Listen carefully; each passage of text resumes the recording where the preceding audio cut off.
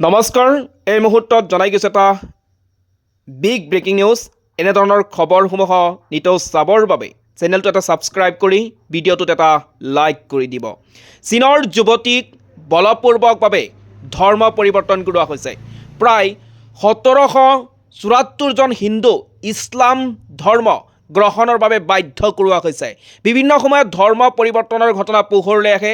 শেহতীয়াকৈ পাকিস্তানৰ পৰা এনে এক খবৰ পোহৰলৈ আহিছে, য'ত বহু হিন্দুৰ লগতে এগৰাকী চীনৰ যুৱতীক ইছলাম ধৰ্মলৈ পৰিৱৰ্তন কৰোৱা হৈছে। ধৰ্ম পৰিৱৰ্তন পাকিস্তানত এক সাধাৰণ কথা। প্ৰায়ে দেশখনৰ পৰা এনে খবৰ পোহৰলৈ আহে, য'ত বহু লোকক বলপূৰ্বকভাৱে ধৰ্ম পৰিৱৰ্তন কৰাৰ ঘটনা পোহৰলৈ আহে। এনে এক ঘটনা পুনৰ দেশখনৰ পৰা পোহৰলৈ আহিছে।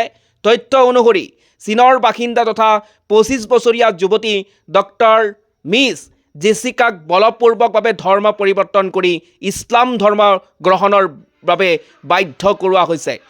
এই অভিযোগ উত্থাপন হৈছে পাকিস্তানৰ মিয়া মিঠুৰ বিৰুদ্ধে। জানিব পৰা মতে জেছিকা পাকিস্তানৰ দাহাৰকি স্থিত ভৰচুন্দি শ্বৰীফ দৰগাহত উপস্থিত হৈছিল আৰু তাতেই তেওঁক ইছলাম ধৰ্ম গ্ৰহণ কৰাবলৈ বাধ্য কৰোৱা হৈছে। মিয়া মিঠুৱে যুৱতীগৰাকীক ইছলামৰ কলেমা পাঠ কৰাবলৈ বাধ্য কৰাইছিল আৰু ইছলাম গ্ৰহণ কৰাৰ পাছত তেওঁক নতুন নাম চাইৰা খাতুন দিয়া হৈছে। মিয়া মিঠুৱে যুৱতীগৰাকীক এখন প্ৰমাণপত্ৰও প্ৰদান কৰিছে আৰু প্ৰমাণপত্ৰখনত 25 নম্বৰ লিখা আছে। অৰ্থাৎ এতিয়ালৈকে তেওঁ 25জন লোকক ধৰ্মান্তৰিত কৰিছে। পাকিস্তানৰ হিন্দুসকলৰ মানৱ অধিকাৰ কৰ্মী মহেশ ভছুৱে কয় যে 21 জানুৱাৰীত জেছিকাক চাইৰা খাতুনলৈ ৰূপান্তৰ কৰা হৈছিল। ইয়াৰ উপৰি ধৰ্মান্তৰণ হোৱা বাকী 25জনৰ অধিকাংশই হিন্দু লোক আৰু 2025 বৰ্ষটিত এতিয়ালৈকে 25জনক ধৰ্মান্তৰিত কৰিছে মিয়া মিঠু ঘেঙে।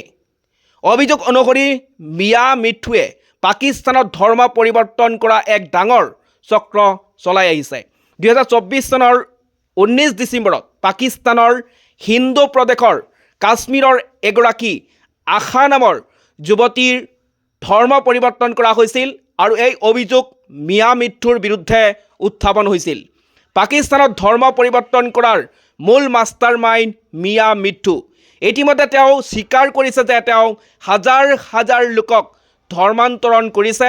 পাকিস্তানৰ টিভি চেনেল নিউজ 92ৰ দাবী, 2017 চনৰ ছেপ্টেম্বৰ পৰ্যন্ত 18,000ৰো অধিক হিন্দুক কেৱল পীৰ হাফিজ গোলাম মহম্মদ চুহু উৰ্ফে বাবা চাই বলপূৰ্বকভাৱে ধৰ্মান্তৰ কৰিছে। অভিযোগ অনুসৰি 2019-23 বৰ্ষৰ ভিতৰত মুঠ 1774জনতকৈ অধিক হিন্দু ধৰ্মান্তৰিত হৈছে। উল্লেখ কৰা প্ৰয়োজন যে কেৱল মিয়া মিঠু নহয়, পাকিস্তানত আৰু বহু লোক আছে যিয়ে পাকিস্তানত ধৰ্ম পৰিৱৰ্তন কৰাৰ চক্ৰ চলাই আহিছে। পাকিস্তানত ধৰ্ম পৰিৱৰ্তনৰ ক্ষেত্ৰত সবাতোকৈ প্ৰথম নাম আছে কুখ্যাত ধৰ্মগুৰু বাবা চাইৰ। তেওঁ পাকিস্তানৰ হিন্দৰ সুজৱাল জিলাৰ মিৰপুৰ বাথুৰত অৱস্থিত গণ ধৰ্মান্তৰণকৰণৰ অন্যতম প্ৰধান কেন্দ্ৰ দৰগাহ সত্যনী শ্বৰীফ চলায়। News desk report, time 10+।